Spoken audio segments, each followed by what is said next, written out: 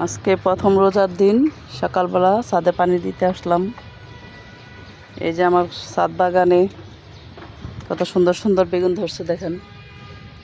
আজকে প্রথম রোজায় ছাদ বাগানের বেগুন দিয়ে বেগুনি বানাবো। এই যে এগুলো এর চেয়ে বেশি খুব একটা বড় হয় না। এখান থেকে দুইটা নিব আর এই যে বড়টা নিব, এই তিনটা দিয়ে আজকে বেগুনি বানাবো।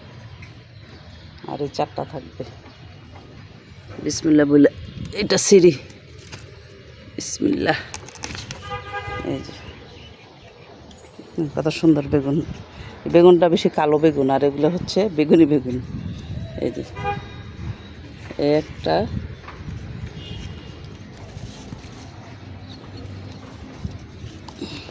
হাত তো সেটা একটু কষ্ট হচ্ছে না। হচ্ছে দুইটা, আর হচ্ছে তিনটা। এগুলো গুল গুল করে কাইটা করে বেগুনি বানানো হবে।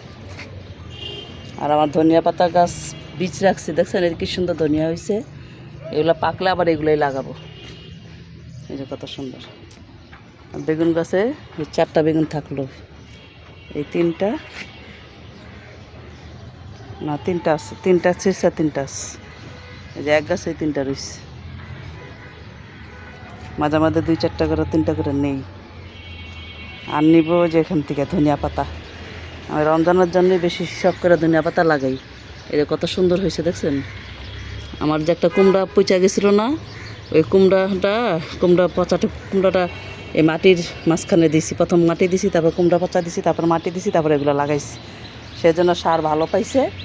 দেখেন কত সুন্দর হয়েছে সার। ধনিয়া পাতা এগুলো হয়েছে মোটামুটি। এই যে আমি সবগুলোর মধ্যে হালকা পাতলা লাগাইছি, যে সারা রোজা নিয়ে নিয়ে খাওয়া যায়। আর এটা হচ্ছে বিদেশি সিম বিচে এনে লাগাইছিল রাব্বু। এখানে একটা সিম বিচে মাশাআল্লাহ, এই যে ছোটো ছোটো থাকতেই ফুল করতেছে। দেখি এরকম কীরকম হয়। আর ওই পাশে আছে দুইটা। এখান থেকে কিছু ধনিয়া পাতা ছিঁড়ে নেই, বড় বড় দেখা। না, পুদিনা পাতা ছিঁড়ে নেই, ধনিয়া পাতা না। এগুলো ইফতারের সাথে মাখাইলে ভালো মজা লাগে, ঘেরান আসে সুন্দর। আর তাজা তাজা নিজের গাছের, এটা তো অন্যরকম, বলার কোনো অপেক্ষাই রাখে না।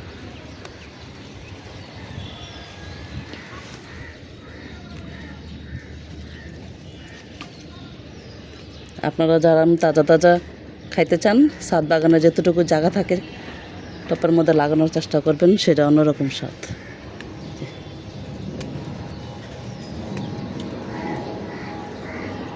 এই অল্প করে নিলাম, তাজা তাজা নিয়ে খাবো ইনশাল্লাহ। দোয়া করেন আপনারা সবাই।